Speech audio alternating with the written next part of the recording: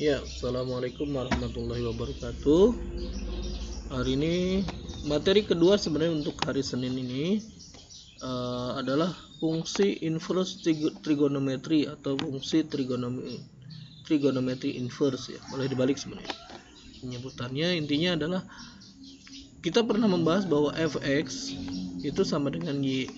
Nah, bagaimana fungsi x kalau misalnya dia menjadi fungsi inverse dari y? Jadi x dianggap sebagai variabel, y sebagai nilai akhir output. Sedangkan kita balik x-nya sebagai fungsi dari y.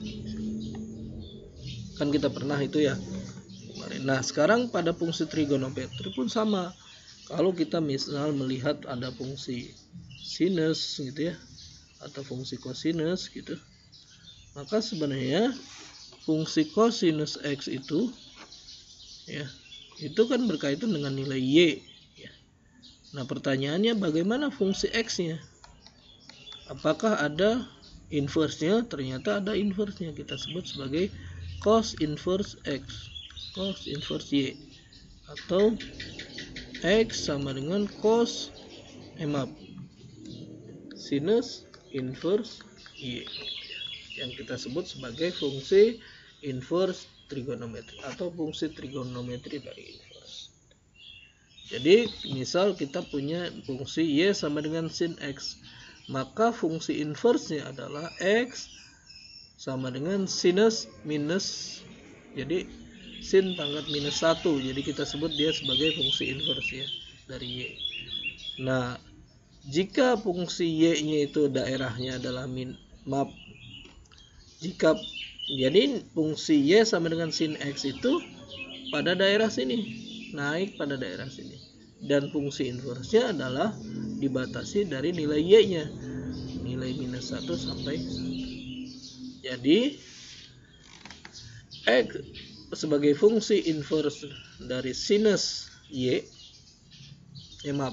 x sama dengan sin pangkat minus 1 y jika y-nya adalah sinus x, di mana nilai x-nya sendiri dibatasi dari minus pi per 2 sampai pi per 2.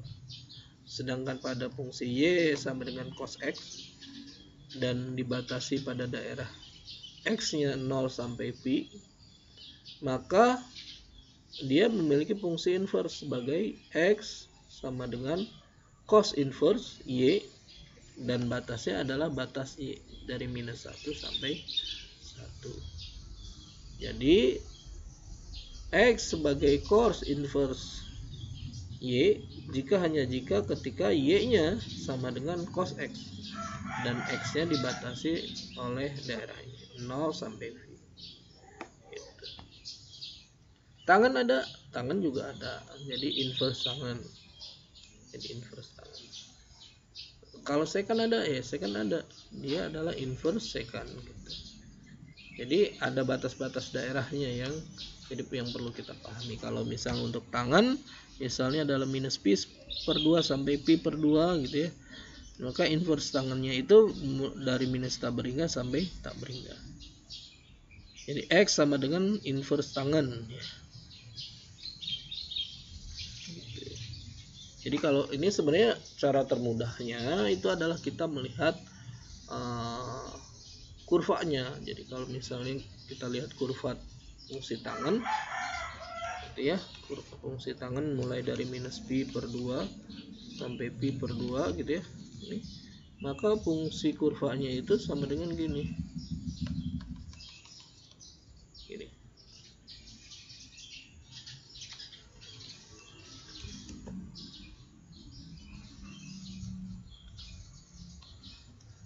gitu.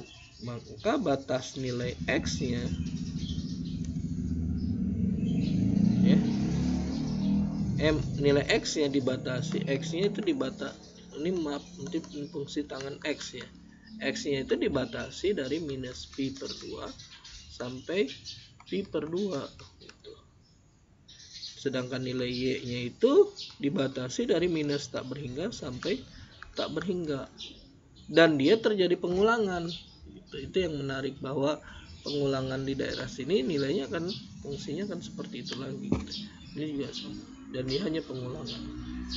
Jadi itulah menariknya trigonometri, bahwa trigonometri itu bentuk fungsinya itu biasanya ya, tidak semuanya itu adalah pengulangan gitu. Fungsi sinus itu kan pengulangan, kosinus juga. Tapi mungkin untuk yang fungsi komposit yang sudah di polinomial dicampur dengan polinomial atau misal dikuadratkan, itu akan berbeda lagi. Gitu ya. Oke. Jadi cara termudah untuk menggambarkan untuk mengetahui fungsi trigonometri ya dengan menggunakan gambar atau grafik gitu ya. Nah, contoh misalnya inverse sin dari setengah akar 2 atau akar 2/2 itu adalah pi per 4.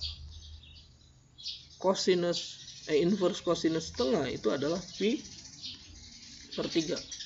Itu 60 derajat ya. Berarti cos 60 derajat itu sama dengan setengah. Maka inverse cos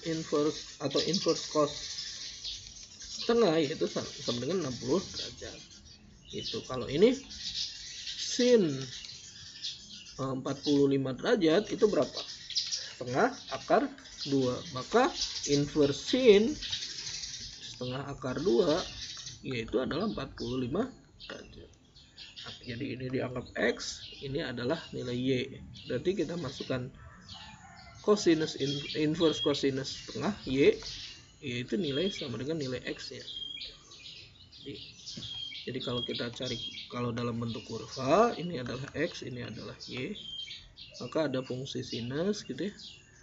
Ketika kita sudah tahu Y-nya, maka kita akan tahu juga nilai X ya. Walaupun mungkin untuk Y itu bisa aja nilai X-nya berbeda posisi, misalnya bisa saja ini adalah pi per 4, nanti di sini bisa lagi di sini berapa? 135 misalnya. 3 pi per 4, atau misalnya tambah pi berarti 5 pi per 4 dan seterusnya gitu ya. Itu jadi karena pengulangan. Nah, dengan demikian kalau kita misalnya mengetahui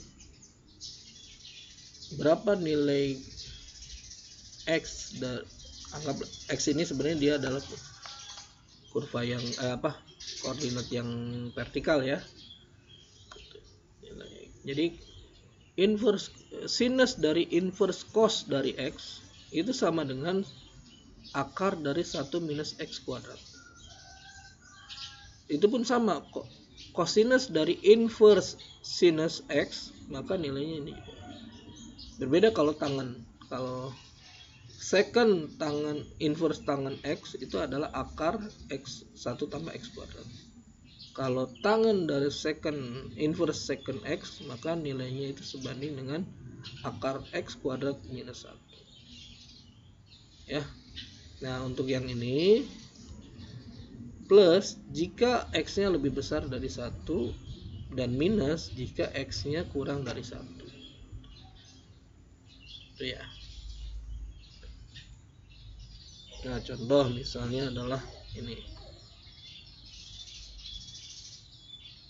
Kalau ini ya, tangen sinus minus 1, maka ini adalah menjadi sinus dari inverse sinus X dan cos per inverse sinus atau inverse sinus dari X. Kalau ini udah jelas, inverse sinus disinuskan ya berarti jadi sinus, jadi nilai ini sendiri gitu. Kalau ini kan menjadi akar 1 minus X ya. Hasilnya adalah ini X per akar 1 minus X kuadrat. Kalau yang ini dicari dulu inverse cosnya, nilainya berapa ya.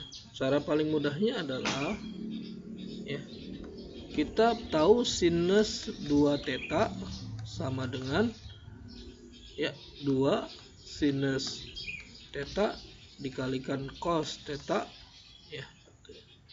Nah, karena tetanya adalah inverse cos, maka ini sama dengan 2 sinus inverse cos minus 1 pangkat 2/3 gitu ya. Sekalikan dengan cos dari cos inverse dari 2/3. Nilai ini hasil akhirnya adalah 2/3, karena kan nilai inverse kan dikoskan lagi, inverse cos dikoskan lagi hasilnya ini. Hasil dari inverse cos kan sudut ya, sudut dikoskan lagi ya, nilai ini juga. Sedangkan sin cos ini adalah akar dari 1 minus 2/3 kuadratkan, hasilnya adalah 4 akar 5/9.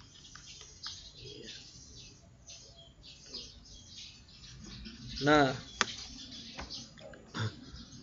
bagaimana fungsi turunan trigonometri inverse atau inverse trigonometri? D per dx untuk inverse sin itu adalah 1 per akar 1 minus x kuadrat. Untuk cosinus, D per dx inverse cosinus x adalah bedanya tanda minus, minus 1 per akar 1 minus x kuadrat. Cuma syarat batasnya adalah ini.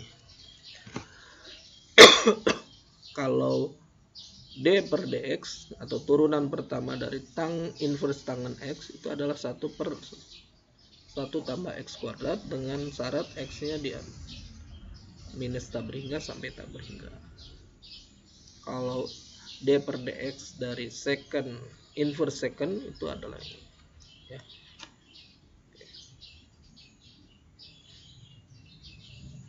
Oke.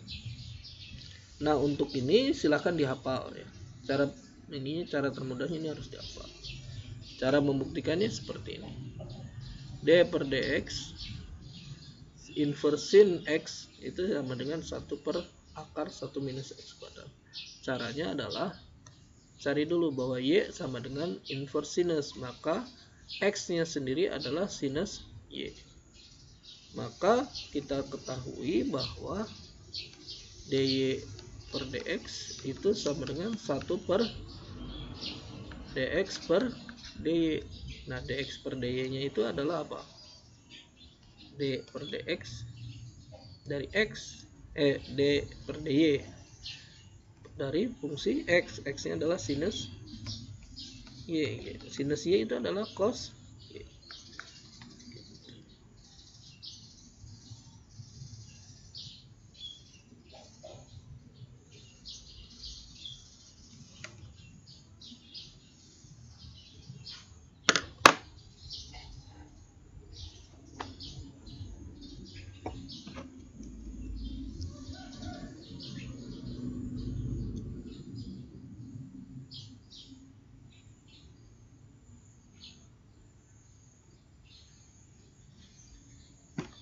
Nah, nilai cos y ini sebanding dengan ini cos y ya. Cos y itu sebanding dengan akar 1 minus x kuadrat. Jadi nanti nilai dy per dx atau d sin ini adalah 1 per cos x cos y.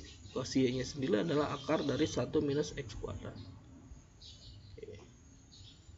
Kalau integralnya gimana? Berarti kita balikan saja, integral 1 per akar 1 minus x kuadrat dx itu adalah inverse sinus ditambah konstanta, atau minus cosinus inverse cosinus x ditambah konstanta ya. Beda nilai aja tapi masing-masing juga konstanta. Kalau integral 1 plus 1 tambah x kuadrat dx, jadi kalau kita menemukan bentuk integral seperti ini adalah tangen inverse ditambah konstanta gitu ya. Kalau bentuknya seperti ini adalah nilai mutlak integral 1 per x dikalikan akar x kuadrat minus 1 dx. Ini adalah inverse second ya, ditambah konstanta ya. Ini kenapa? Karena masih integral tak tentu. Contoh misalnya integral minus 1 sampai 1 dari 1 per 1 tambah x kuadrat dx. Kalau bentuk seperti ini adalah solusinya adalah tangen, inverse tangen. Nanti inverse tangen batasnya adalah minus 1 sampai 1. Masukkan, hasilnya ini adalah minus 1. Hasilnya adalah minus pi per 4 di minus dari minus pi per 4. Hasilnya adalah pi per 2. Ya. Seseorang yang tingginya 1,6 meter berdiri di tepi atas tebing melihat ke laut yang berada 18,4 meter di bawah. Berarti 18,4 yang ini adalah 1,6. Ya. Nah, jika perahu di sini adalah dx per dt itu sebanding dengan 5 meter per sekon. Nah, ini adalah sudutnya.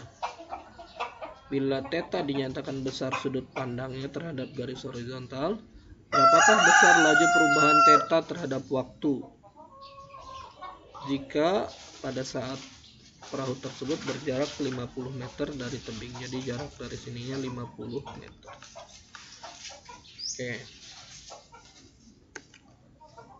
Oke. Berarti ini sudut theta itu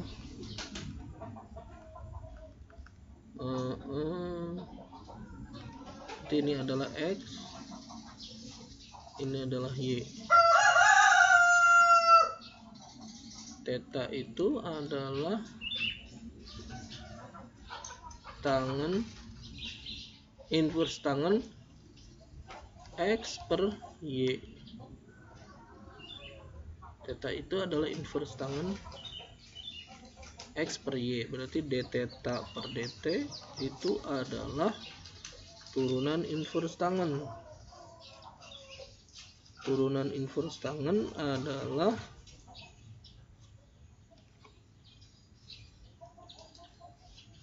ini ya, berarti ya.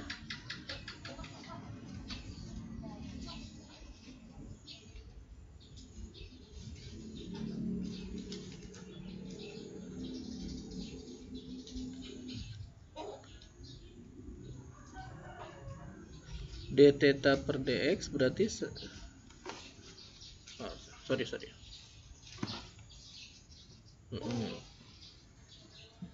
Berarti d theta,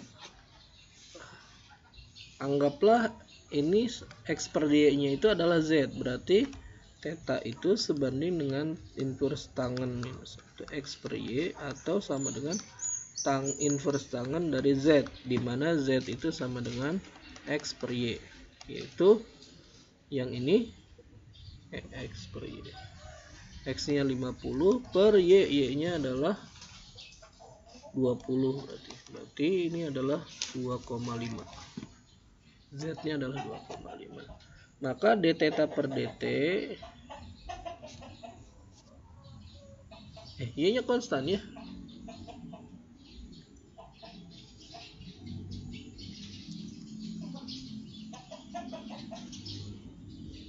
Ya, dz-nya sendiri sebanding dengan dx, dz per dt ya, sama dengan dx per dt. Oh ya, berarti jangan gitu. Oke, kita tahu caranya. Theta sama dengan inverse tangen dari x per 20, y-nya adalah 20. Oke. X0 nya berarti 50 kita dapat ya, cuma kita ubah dulu seperti ini. Berarti d theta per dt itu sama dengan d theta per dx kali dx per dt. D theta per dx itu sama dengan d per dx dari inverse tangen dari x per 20 gitu ya. Tuh. Dan nilainya sebanding dengan inverse d per dx inverse tangen. Ini berarti sama dengan berapa tadi? 1 per 1 tambah x per 20 dikuadratkan ya. Oke, berarti ini sebanding dengan 1 per 1 tambah 50 per 20 dikuadratkan, berarti d theta per dt dx itu sebanding dengan 1 per 1 tambah 2,5 dikuadratkan.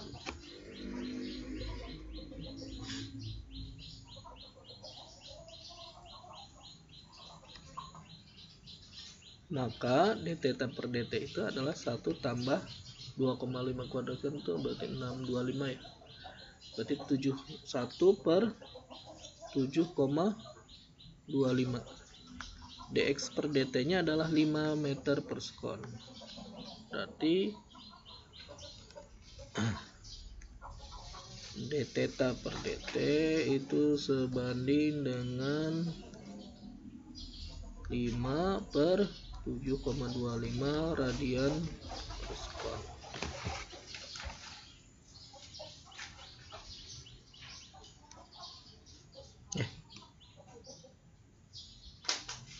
Ya, gitu. Besarnya itu ya. Oke, sip. Oke, sekian kuliah kita hari ini. Udah ya. Oke. Nah, belum ya, masih ada ini penjelasan seperti ini. Sepeda beroda persegi. Mungkinkah sepeda beroda persegi? Mungkin, dengan asumsi bahwa jalannya adalah jalan yang dilalui oleh sepeda tersebut tidak lagi datar, tetapi mungkin aja dia adalah bergelombang, mengikuti fungsi inverse dari rodanya. Jadi kalau rodanya misalnya persegi, maka inverse dari rodanya harusnya adalah lingkaran. Kenapa? Karena inverse ya gitu. Ini kan kalau misalnya roda bulat, maka ininya adalah persegi, anggaplah persegi, kumpulan dari persegi. Sedangkan kalau rodanya itu persegi, maka si lantainya itu harus dari kumpulan yang bulat, inverse ya. Jadi ini adalah F, ini adalah F inverse. Jadi ini adalah F inverse ya. Ini adalah F.